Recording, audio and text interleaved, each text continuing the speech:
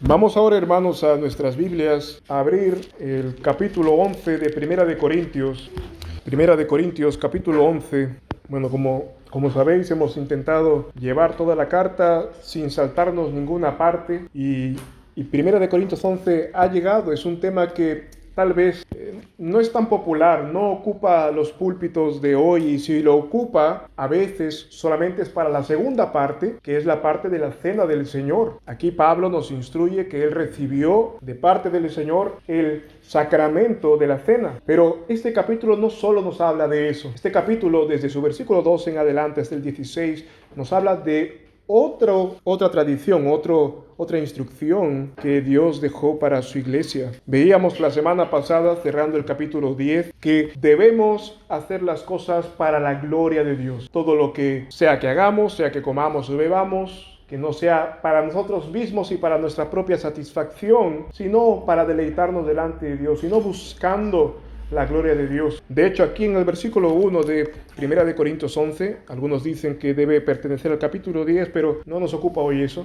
Pero fíjate lo que dice allí: sed imitadores de mí, así como yo de Cristo. Pablo se negaba a sí mismo. Pablo hacía cosas no solamente para él mismo, para su propio bienestar en Cristo, sino también para el bienestar en Cristo de los demás, de la iglesia. Y Pablo nos encomendaba eso. Sed imitadores de él, así como Él lo es de Cristo. Y aquí, antes de aperturar nuestro tema, podemos quedarnos con algo de este versículo, hermanos. ¿En qué debemos imitar a los hombres? Si algo debemos imitar. Fíjate que el hombre está sujeto a la fascinación. Pablo le dice a los Gálatas en su carta: ¿quién os fascinó de tal manera que ya no estáis corriendo por el camino correcto, sino por otro?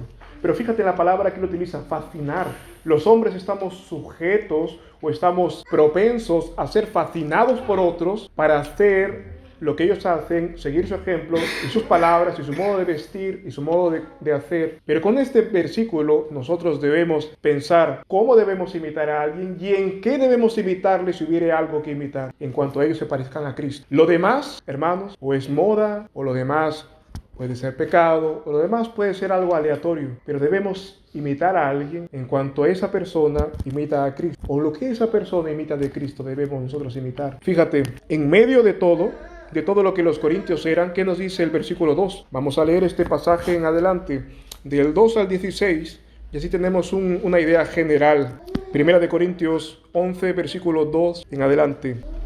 Dice: os alabo, hermanos, porque en todo os acordáis de mí y retenéis las instrucciones tal como os las entregué. Mas quiero que sepáis que Cristo es la cabeza de todo varón, y el varón es la cabeza de la mujer, y Dios es la cabeza de Cristo. Todo varón que ora o profetiza con la cabeza cubierta afrenta su cabeza, mas toda mujer que ora o profetiza con la cabeza no cubierta afrenta su cabeza, porque es lo mismo que si estuviera rapada. Porque si la mujer no se cubre, córtese también el cabello. Y si le es deshonroso a la mujer cortarse el cabello o raparse, cúbrase. Porque el varón ciertamente no debe cubrirse la cabeza, pues es imagen y gloria de Dios. Mas la mujer es gloria del varón, porque el varón no procede de la mujer, sino la mujer del varón. Y tampoco el varón fue creado por causa de la mujer, sino la mujer por causa del varón. Por lo cual, la mujer debe tener señal de autoridad sobre su cabeza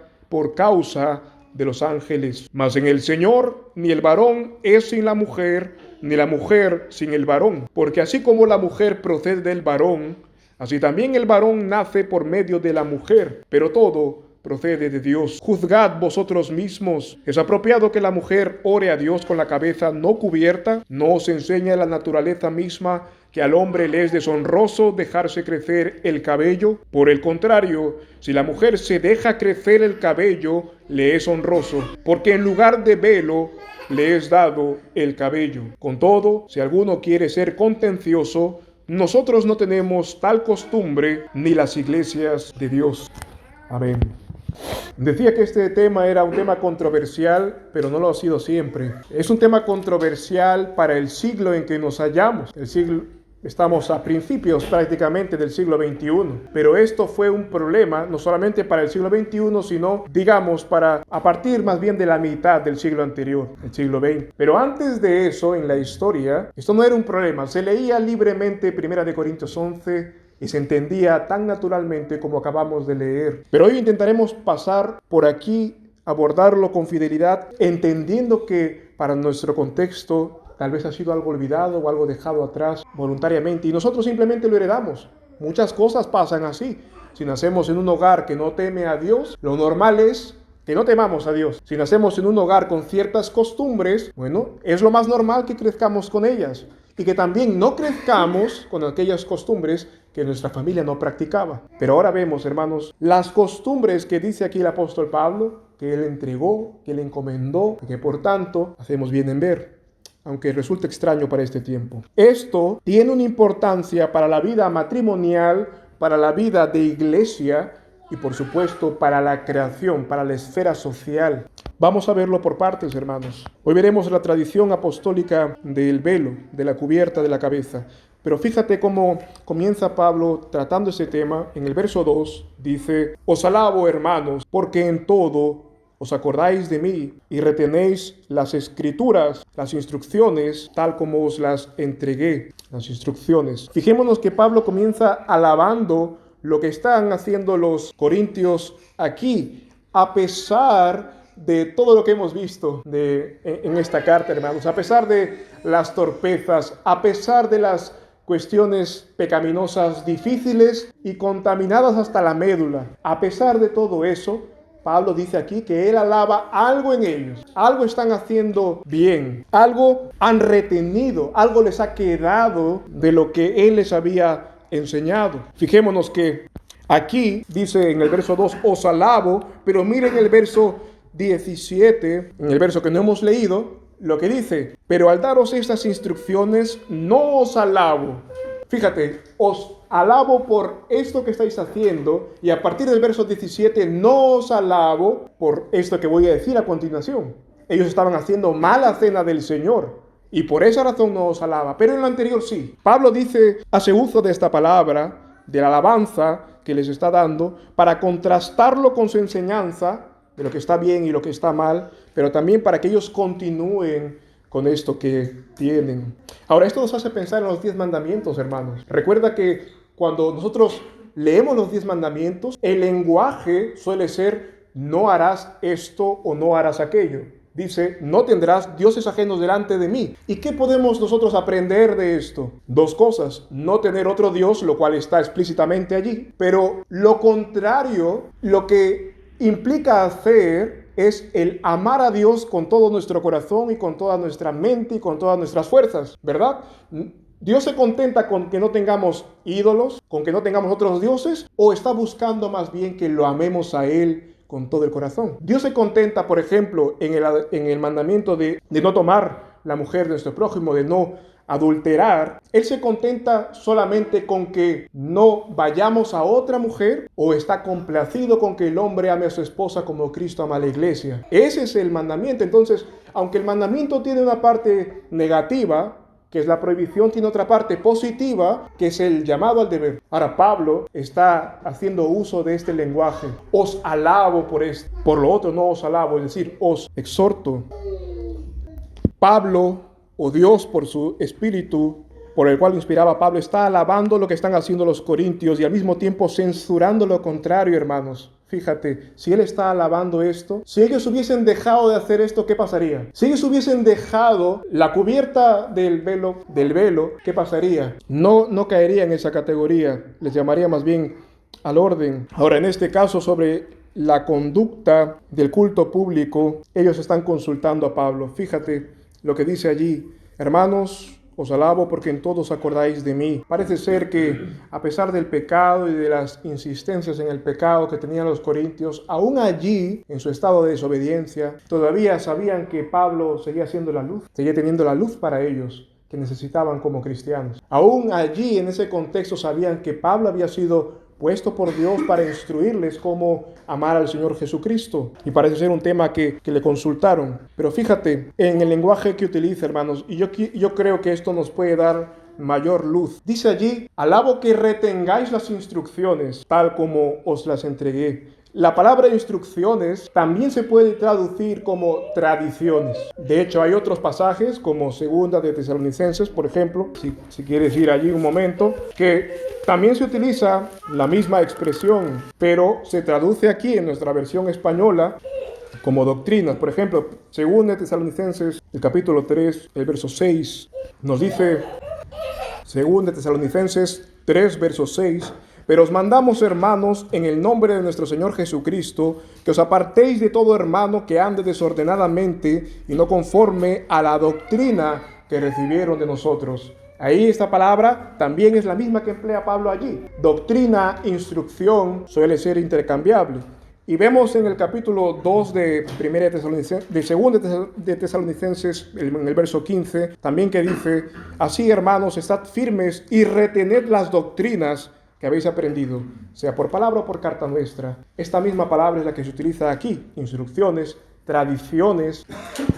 Ahora, cuando nosotros decimos esto, tradición, el cristiano moderno, el cristiano de hoy, puede tener problemas al escuchar decir esta palabra. Hablo de hoy, en el siglo XXI, posiblemente también en el siglo anterior, en los últimos años, pero cuando el cristiano hoy, el evangélico de hoy, escucha la palabra tradición, salta. Es una señal de alarma de que se está volviendo a Roma, se está volviendo a un sistema de tradiciones de hombres, o incluso se está volviendo a lo que Pablo tantas veces advirtió, que no debemos someternos a tradiciones de hombres. Ahora, fíjate que Pablo dice aquí que alaba a los corintios porque están reteniendo la tradición que él les había dado. Pero este no es el Pablo que dijo que no debemos someternos a las tradiciones de los hombres. Colosenses 2, por ejemplo. Este no es el mismo Pablo que estaba cuidando tan celosamente a la iglesia para que no caiga en filosofías y huecas sutilezas, en vanos pensamientos de los hombres. Vemos, por ejemplo, vamos rápidamente a Colosenses 2, ahí veremos el celo de Pablo y también luego veremos un pasaje donde se nos habla del Señor Jesús haciendo esto. Pero vayamos a Colosenses 2. En el verso 8 se nos dice, mirad que nadie os haga cautivos por medio de filosofías y vanas sutilezas según la tradición de los hombres, conforme a los rudimentos del mundo y no según Cristo. Ahora, este mismo Pablo, ¿en qué está en contra, hermanos? De las tradiciones de los hombres. ¿En qué no está en contra Pablo?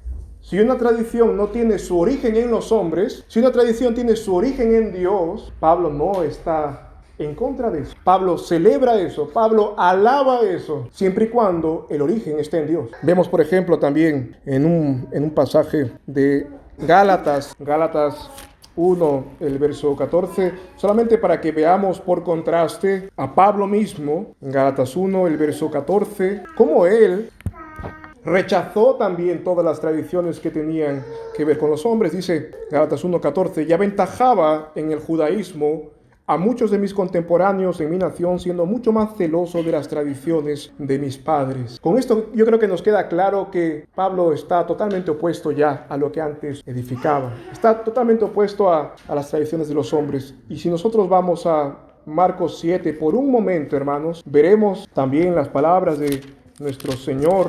El verso 1 en adelante dice, y se juntaron a él los fariseos y algunos de los escribas que habían venido de Jerusalén, y viendo a algunos de sus discípulos comer pan con manos inmundas, esto es, no lavadas, los condenaban, porque los fariseos y todos los judíos, manteniendo la tradición de los ancianos, si no se lavan las manos, muchas veces no comen, y volviendo de la plaza, si no se lavan, no comen. Y hay muchas otras cosas que recibieron para guardar, como los lavamientos de las copas y de los jarros y de los vasos de metal y de los lechos. Entonces les preguntaron los fariseos y los escribas, ¿por qué tus discípulos no andan conforme a la tradición de los ancianos, sino que comen pan sin lavarse las manos? Y respondiendo él les dijo, hipócritas, bien profetizó de vosotros Isaías, como está escrito, este pueblo con los labios me honra, pero su corazón está lejos de mí. Y en vano me honran enseñando como doctrinas mandamientos de hombres. Hasta allí, hermanos. La Biblia está en contra de qué tradiciones. El Señor Jesús y el apóstol Pablo están en contra de qué tradiciones.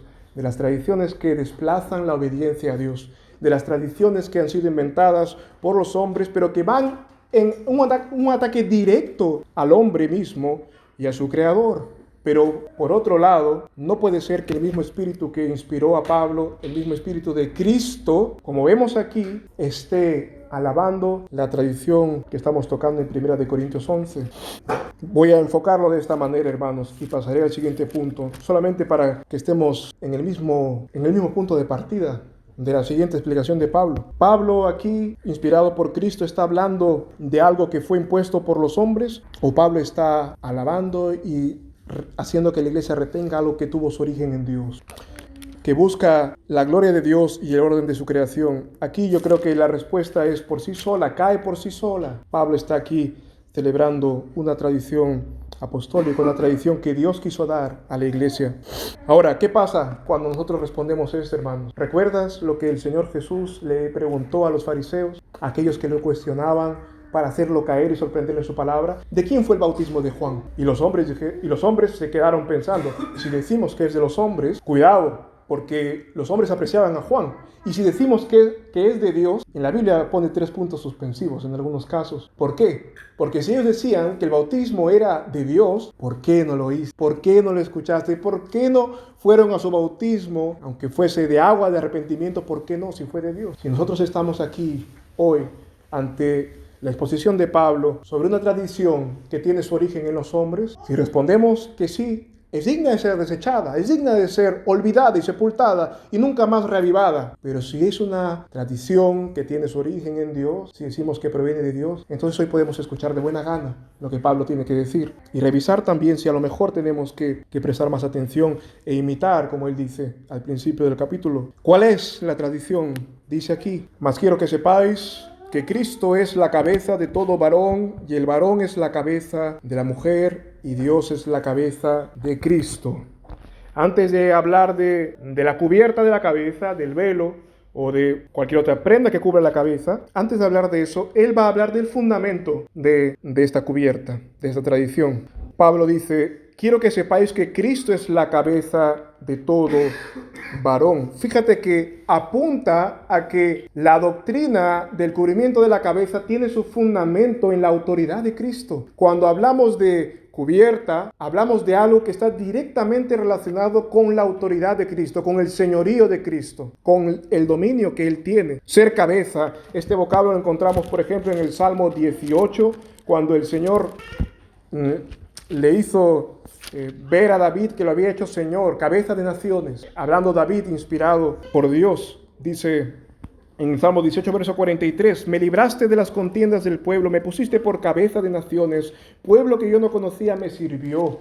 Ahí está David hablando acerca de que Cristo sería esto. Ser cabeza significa tener autoridad, tener la jefatura, el dominio sobre algo, sobre alguien, sobre multitudes. Lo primero que Pablo argumenta entonces es que esto exalta la autoridad de Cristo, hermano, sobre su creación. Cristo es la cabeza de todo varón. Él manda algo, así como el cuerpo le obedece a la cabeza, así debería obedecer la creación. Piensa en esto. Si Él es la cabeza de todo varón, Él espera que todo varón responda a sus órdenes como nosotros le ordenamos a nuestros dedos, a nuestros brazos, a nuestras piernas que se muevan. De hecho, la unión es tal en nuestro cuerpo que ni siquiera diferenciamos de pensar en dar la orden a nuestra mano, pie, cabeza, cualquier parte del cuerpo.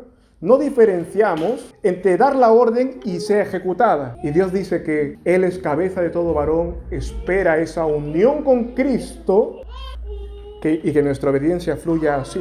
Ahora, fíjate que luego, esto nos tiene que dar luz sobre otras implicancias. El varón no es un ser independiente que se manda a sí mismo, tiene un jefe. Ha sido creado y diseñado para someterse a su cabeza, que es Cristo. Ahora, pasemos esto a lo que Pablo está diciendo. Cada varón sería cabeza de su mujer. A veces, y depende del contexto y en los oídos que llegue esta analogía, es más o menos agresiva, violenta, digamos. No por las palabras del orador, sino por el mensaje mismo. Cuando decimos que el hombre, el varón, debe ser como el cuerpo con la cabeza, de obedecerle simultáneamente, casi en el momento en que la cabeza piensa debe hacer, todo el mundo está presto a decir sí. Es decir, de hecho, cuando el cuerpo no obedece a la cabeza, cuando queremos mover nuestro brazo y no podemos, ya intuimos que hay un problema en nuestro cuerpo. Ya tenemos que ir al médico para ver lo que está pasando. Ahora, cuando hablamos de esto sobre el varón, no hay ningún problema. Todos estamos de acuerdo que Cristo es la cabeza del varón. Pero cuando esto se traslada del varón a su mujer, que la mujer debe ser y considerar a su marido o a su padre como su cabeza y ella como un cuerpo que está tan unida a él que no se diferencia entre el deseo de la cabeza y la ejecución del cuerpo.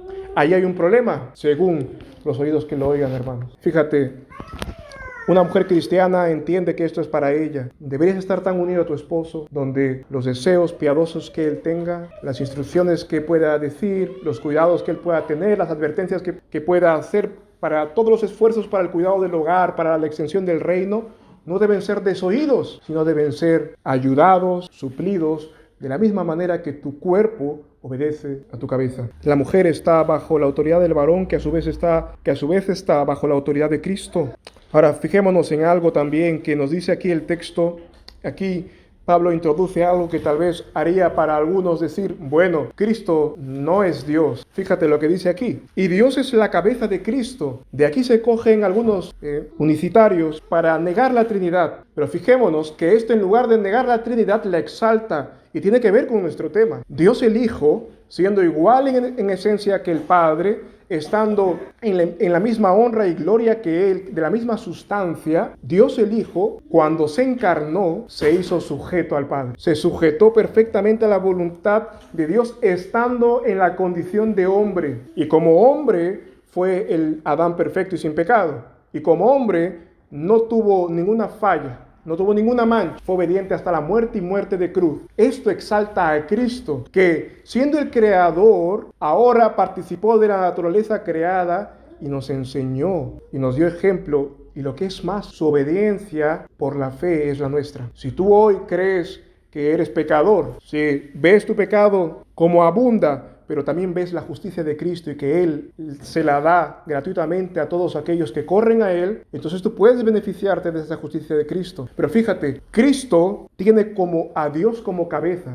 Cristo, el Dios hombre, no Dios el Hijo eterno, Cristo en la condición de hombre. A eso se refiere. No está hablando aquí de la inferioridad del Hijo, sino de la inferioridad en la sujeción de Cristo cuando estuvo como criatura finita, gozando de la naturaleza que tenemos todos. Fue sujeto. Ahora, hermanos, sigue diciendo Pablo sobre nuestro tema. Todo varón que ora o profetiza con la cabeza cubierta, esto ya nos sitúa en un contexto de culto, en un contexto de culto público como estamos ahora. Todo varón que ora o profetiza con la cabeza cubierta afrenta su cabeza, mas toda mujer que ora o profetiza con la cabeza no cubierta afrenta su cabeza, porque es lo mismo que si estuviera rapada. Aquí está el verbo, ¿no? Afrentar. ¿Qué es afrentar? Afrentar es avergonzar, deshonrar, humillar públicamente. Cuando se nos dice que el hombre cubre su cabeza en el momento del culto público, en el momento de la asamblea de los creyentes, afrenta su cabeza. Algunos dicen, bueno, su cabeza se refiere a sí mismo o se refiere a su cabeza que es Cristo, que es lo que acababa de decir antes. ¿A cuál crees que se haga referencia? Bueno, si queremos hilar muy fino, vamos a llegar que sea que Él se avergüenza a sí mismo, haciendo eso humilla también a Cristo. El quinto mandamiento, honra a tu padre y a tu madre, establece que no solamente los hombres deben honrar a sus padres, honrar a sus autoridades, sino que esas autoridades no hagan nada que esté en contra de esa honra, por ponerlo de esta manera. Es más fácil obedecer a un hombre que después de trabajar pierde el tiempo en cualquier nimiedad, o es más fácil obedecer y respetar a aquel hombre que después de trabajar aún viene y se preocupa por su mujer para que esté tranquila, feliz, desagobiada. Juzguemos nosotros mismos. ¿Qué es más fácil honrar? ¿A quién es más fácil respetar? ¿A un hombre que vive para sí y que su mujer vive para él, pero él tiene tiempo para sí? ¿O es más fácil honrar a un hombre y respetar a un hombre que da la milla extra siempre cuando llega a casa y atiende a los suyos? Eso es en el caso de que el hombre se afrente a sí mismo. Pero mire el lenguaje que utiliza, hermanos.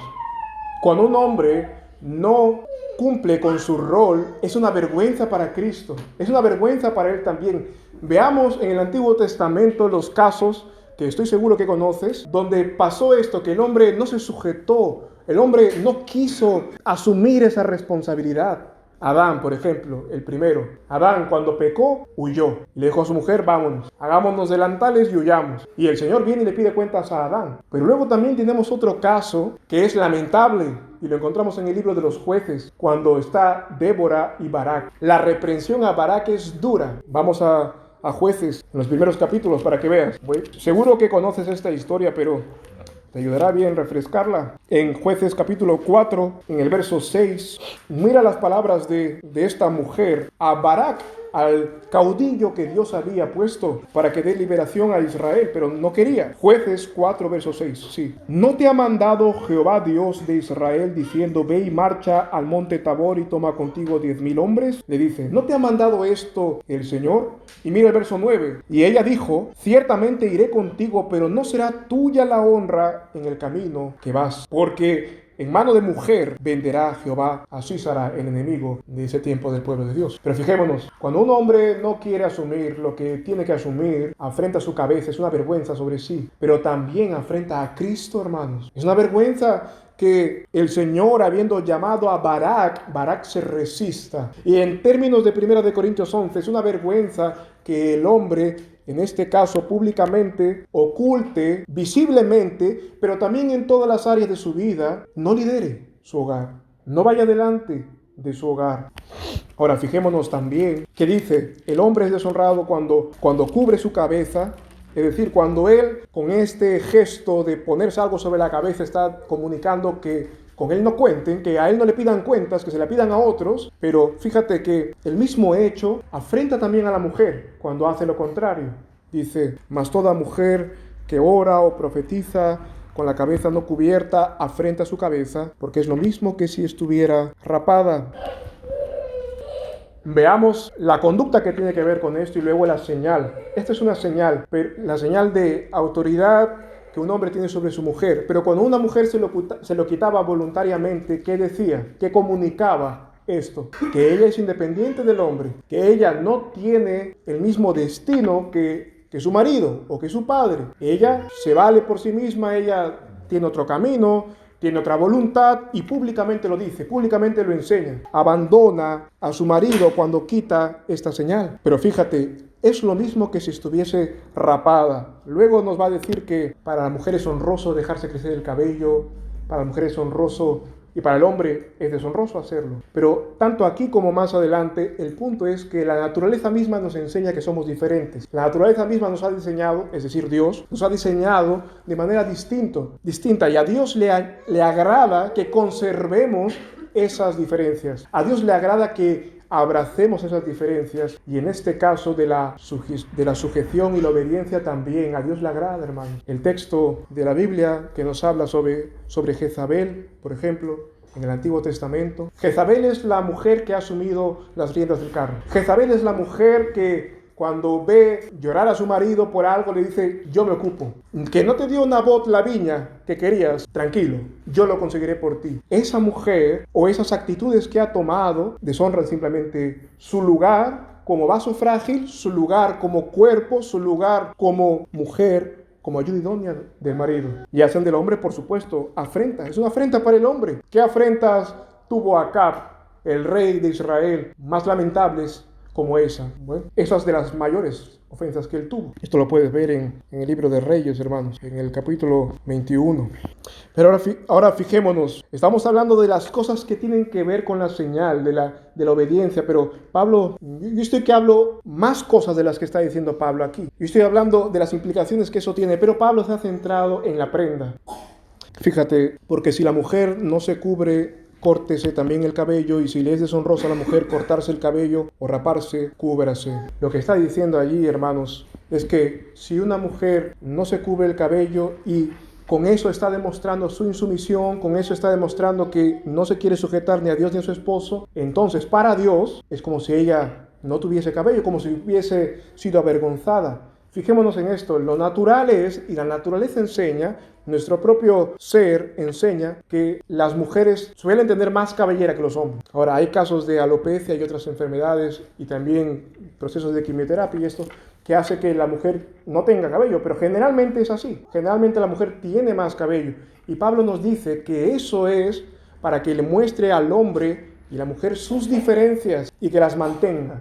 Eso es lo que quiere decir luego. Pero si la mujer se le quita eso, cae en una afrenta, en una vergüenza. Ahora, llevemos esto al sentido común, hermanos. Si nosotros vemos a una mujer sin cabello, que ha sido despojada de su cabellera, sabemos que está avergonzada. Sabemos que no está bien, se le ha sido quitado algo y ella lo sabe. Este ejemplo nos acompaña hasta hoy. Ahora, Pablo traslada esa desdicha para decir que delante de Dios, esa mujer se ha quitado la honra que tenía. Se ha quitado el papel que tenía voluntariamente. Rápese, mejor ya rápese completamente. Ya, si no va a usar velo, dice aquí, ya quédese sin cabello también, porque así lo está viendo Dios.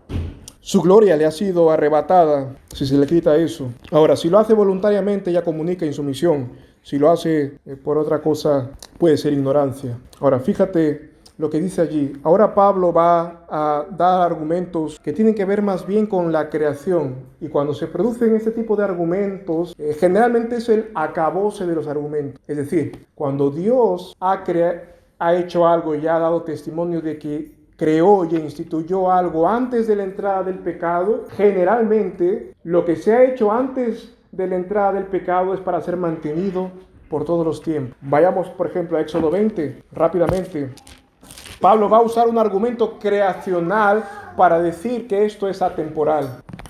Dice en Éxodo 20 sobre el cuarto mandamiento, el versículo 8, dice: te acordarás del día del sábado para santificarlo, 6 días trabajarás y harás toda tu obra, mas el séptimo será sábado para Jehová tu Dios, no harás obra en él, ni tu hijo, ni tú, ni tu hijo, ni tu hijo, ni tu sierva. Y mira el verso 11, porque en 6 días hizo Jehová los cielos y la tierra, el mar y todas las cosas que en ellos hay, y reposó en el séptimo día.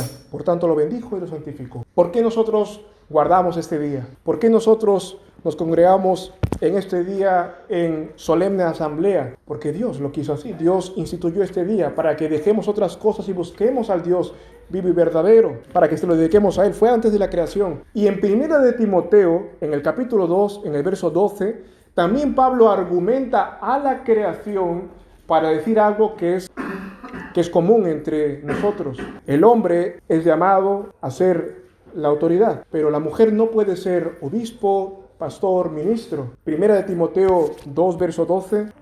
Aquí el mismo apóstol Pablo lo dice. Mira, no permito a la mujer enseñar ni tomar autoridad sobre el hombre, sino estar en silencio. ¿Y cuál es el argumento que da? El argumento final, último que da, la creación. Porque Adán fue formado primero y después Eva. Y Adán no fue engañado, sino que la mujer, siendo engañada, incurrió en transgresión. ¿Por qué la mujer no puede ser ministro del Evangelio? ¿Por qué la mujer no puede ser pastor y obispo?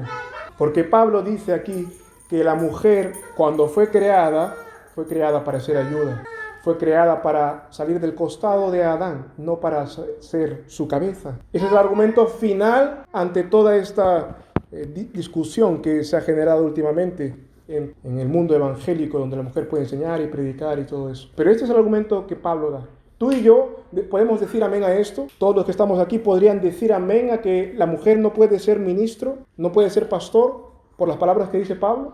Yo creo que sí. Todos aquí podemos decir amén a eso, porque hay un argumento creacional. Cuando vamos a 1 Corintios 11, cuando vemos allí que Pablo desenfunda esta parte de la espada que nos habla de la creación, podríamos decir amén a eso. Que por causa de que el hombre fue creado primero y la mujer después, es que ella debe estar bajo autoridad y debe tener señal de autoridad. Podríamos decir amén a eso. Podríamos unirnos al argumento de Pablo tan fuertemente como nos unimos en 1 Timoteo. Dice aquí: el varón no procede de la mujer, sino del varón. Y tampoco el varón fue creado por causa de la mujer, sino la mujer por causa del varón. Ahora, hermanos, estas son cosas espirituales, las que estamos hablando: sujeción, servicio, obediencia, liderazgo. Son cosas espirituales, pero se expresan de una manera física, como es el velo o la cubierta de la cabeza como tradición cristiana, como señal visible. Ahora, volviendo a lo que significa tradición, hermano, recordemos que una tradición visible también es la Eucaristía, la Santa Cena del Señor. Es una tradición. Pablo en el verso 17 dice: ahora voy a hablar de esta tradición que no lo estáis haciendo bien. ¿Tenemos elementos visibles en la tradición de los sacramentos? En el bautismo hay un elemento visible, designado. En la cena del Señor tenemos pan, tenemos vino. ¿Podría hacerse en los sacramentos sin estos elementos visibles? ¿Qué pensáis? ¿Se podría hacer correctamente la aplicación de estos sacramentos sin estos elementos visibles? O cambiando a lo mejor los elementos visibles. En lugar de pan vamos a utilizar galleta de soda, una galleta integral. En lugar de vino vamos a utilizar Coca-Cola. ¿Se podría? ¿Alguno de nosotros sería capaz de cambiar el elemento físico? No. Espero que no. Porque es importante que preservemos la tradición que el Señor nos ha dado con los elementos que Él nos ha dado. Que cuando el bebé sea bautizado, cuando el adulto sea bautizado, en el caso de que nunca haya sido, se le debe bautizar con agua y no con otra sustancia. El Señor se ha gozado en disponer elementos físicos para comunicar verdades espirituales. ¿Qué pasa con el pan y el vino? ¿Qué representan? La sangre y el cuerpo de Cristo, el pan. ¿Qué representa el agua que nos limpia de todo pecado, al igual que la sangre que nos limpia de todo pecado. ¿Y qué representará el velo entonces? Ciertamente algo espiritual, algo que debe estar presente en nuestro hogar, en la sociedad misma, pero se representa de esta manera, con algo muy pequeño, con una cubierta para la mujer. Si nosotros no usáramos en la tradición cristiana de la cena del Señor estos elementos, sería una afrenta al Señor, sería un desafío. El ministro podría decir, no, pero lo que importa es la palabra. Decimos amén, lo que importa es la palabra. Si vas a dar el pan sin la palabra, no la des, porque no se va a entender. Si vas a dar el vino sin el significado de lo que eso conlleva, no lo des, no es Santa Cena.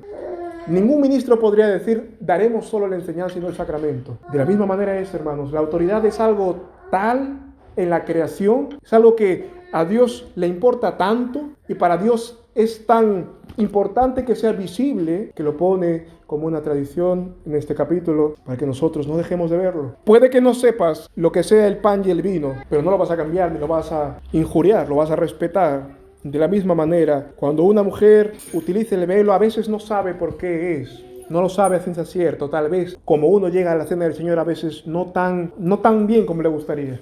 De la misma manera, una mujer, aunque tal vez no entienda todo, pero su Señor le ha dicho que es una tradición que debería guardar. Su fin comunica al mundo la autoridad de nuestro Señor. Fíjate, los sacramentos nos comunican el sacrificio y la unión con Cristo. El velo nos comunica el reinado de Cristo y el reinado que tiene nuestro esposo con Cristo, y eso es el testimonio que se da públicamente. No hay corona en mi cabeza, no hay otra, la tiene mi marido, y mi marido la dejará a los pies del Señor, por decirlo de una manera. La autoridad de Dios sobre todas las cosas, la autoridad del varón sobre la mujer, el orden de la creación. Ahora, fijémonos, hermanos, para ir acabando. Pablo dice en el verso 11, mas en el Señor ni el varón es sin la mujer, ni la mujer sin el varón, porque así como la mujer procede del varón, así también el varón nace por medio de la mujer, pero todo procede de Dios.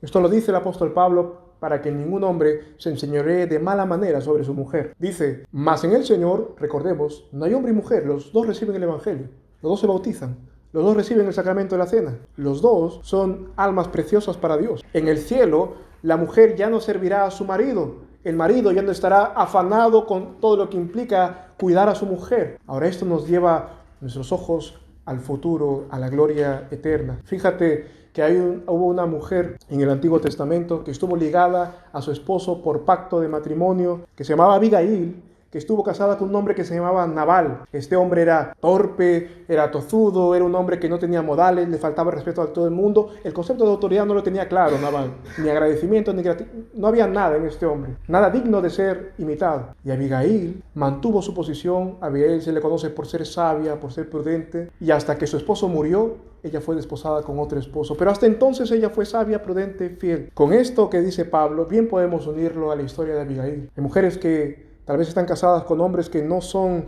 todo lo que deberían ser, que no les inspira toda la autoridad que un hombre debería inspirar, o no son cuidadas por él como deberían ser cuidadas, o amadas como no deberían ser amadas. Pero mira a Abigail, hasta que su esposo partió, hasta que vino David, ella fue desposada con el rey. Muchas mujeres en la condición de casadas conocerán al Señor y se les pide ser fieles hasta que sean desposadas con el mejor David, que es Cristo. Se les pide que guarden su compostura y guarden su fidelidad y guarden la autoridad hasta que sean desposadas con el rey que ha de venir. Dice, verso 15, No toco los anteriores porque hemos estado hablando ya de ello. El 15 dice, por el contrario, si la mujer se deja crecer el cabello le es honroso, porque en lugar de velo les da el cabello. Con todo, si alguno quiere ser contencioso, nosotros no tenemos tal costumbre ni las iglesias de Dios. Wow, en este verso 15, en el verso 16, nosotros vemos que no es un asunto de Corinto, no es un asunto de los corintios, no es un asunto exclusivo de ellos, como algunos quieren hacer ver. No es que en Corinto había rebeldía y en Corinto era necesario que se enfatice esto. Pablo dice aquí que esto se enseñaba en todas las iglesias de Dios, y no solamente en ese tiempo, sino también después de eso. Tenemos testimonio, y me gustaría citar tal vez de manera breve aquellos hombres después del tiempo de los apóstoles que todavía seguían enseñando eso, hasta siglos cercanos a nosotros, hasta el siglo XX. No citaré todos, pero por ejemplo, antes la generación de cristianos que siguió después de los apóstoles enseñó esto, lo perdió. ¿Qué pasó? Por ejemplo, Tertuliano decía que hasta este día los corintios, en el tiempo de Tertuliano, unos siglos después de Cristo, unos siglos después de nuestro Señor Jesucristo, en los primeros, nos dice que hasta este día los corintios siguen utilizando el velo. Es más, en toda Grecia y incluso en las ciudades bárbaras, las mujeres mantienen sus cubiertas. Luego también Clemente de Alejandría nos dice que en la escuela donde él llevaba, dice las mujeres y los hombres deben ir a la iglesia ataviados decentemente, porque ese es el deseo de Dios, que ellas puedan orar con la señal del velo. Luego también nos dice Agustín, nos dice que no está bien ni siquiera que una mujer casada deba descubrirse, ya que el apóstol Pablo mandó a las mujeres que permanezcan cubiertas. Ahora estamos hablando de Agustín, ya entre los años 300 y 400, todavía se mantenía.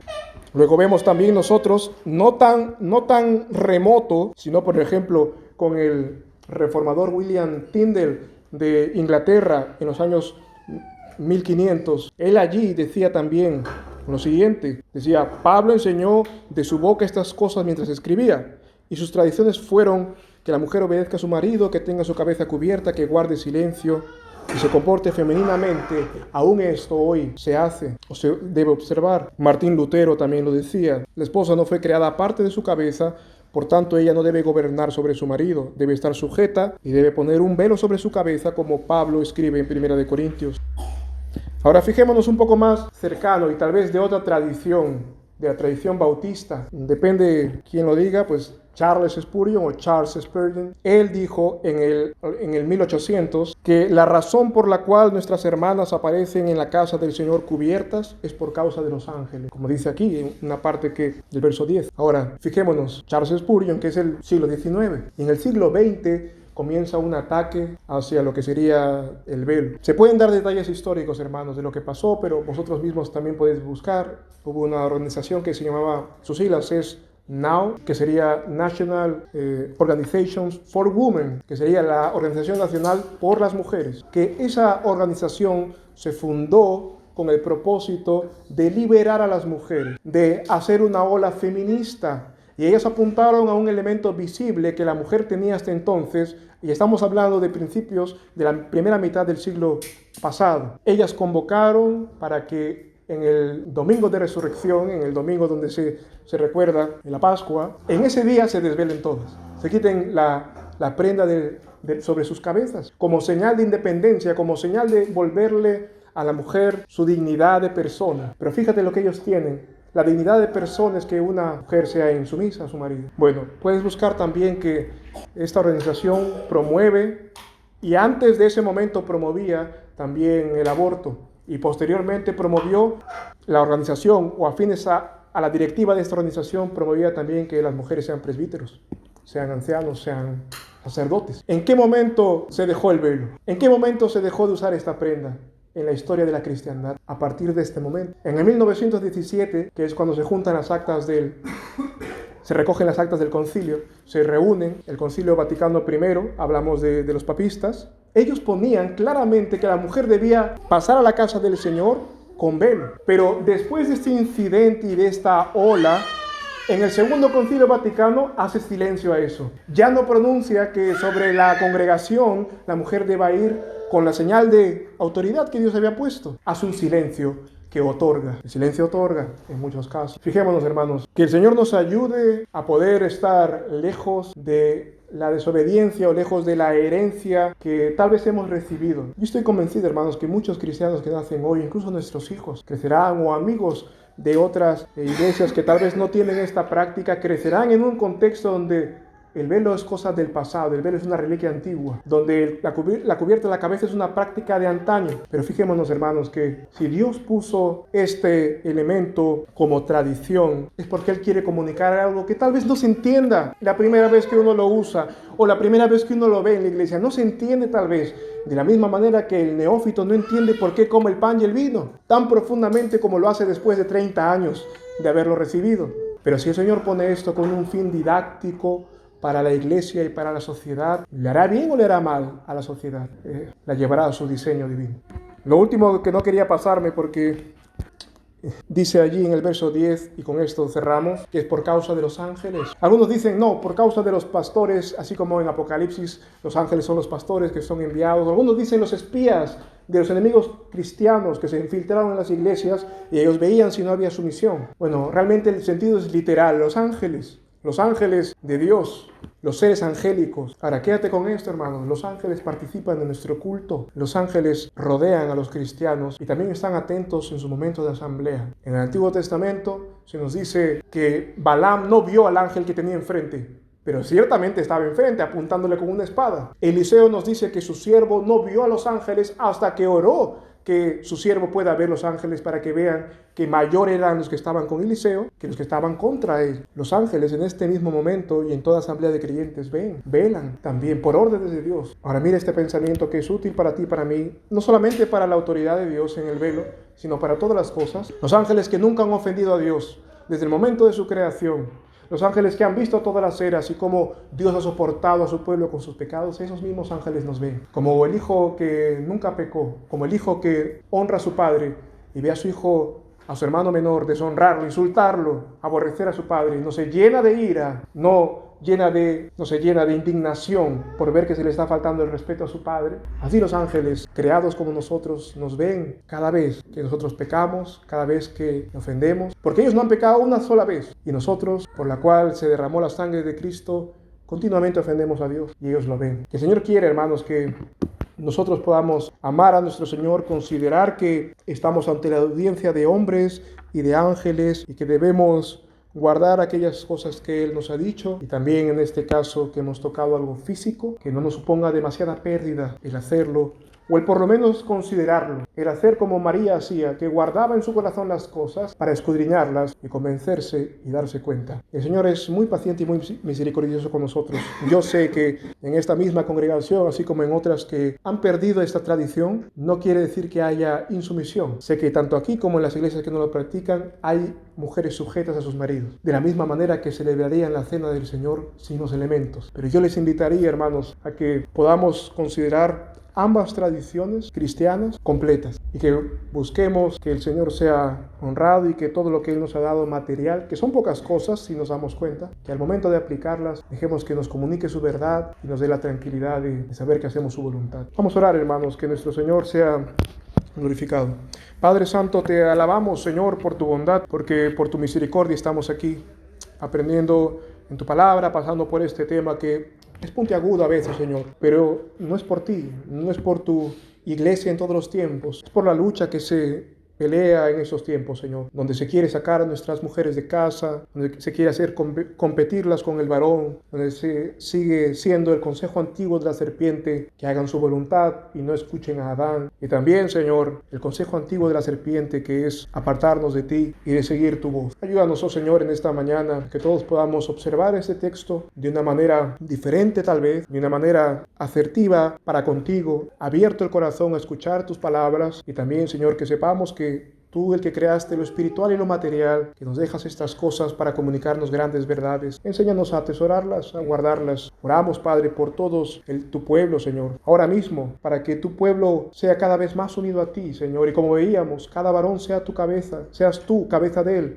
Cada varón sea sujeto a ti, tú seas la cabeza de todo hombre, y todo hombre sea buenamente cabeza de su mujer, y que esta tarea difícil en nuestro matrimonio, Señor, por tu poder se lleve a cabo. Acuérdate de nosotros, respáldanos, ayúdanos a no declinar de nuestra autoridad y nuestro deber, como lo hizo Barak, para deshonra suya, para afrenta tuya. Ayúdanos a que las mujeres no tampoco declinen su posición y su lugar de vaso frágil y de ayuda idónea, como lo hizo Jezabel, que se atrevió a ser quien tomaba las riendas del carro y su marido lo permitió. Ayúdanos, oh Dios, porque sabemos que esto es vida. Este mandamiento es la pieza necesaria para nuestro matrimonio y para las familias, y para las iglesias, y para la sociedad. Ayúdanos, oh Dios, a fiarnos de ti con todo nuestro corazón y no de nuestra propia prudencia. Gracias te damos, Dios, porque hoy tú nos enseñas y nos dejas tu palabra, que es purificada 7 veces.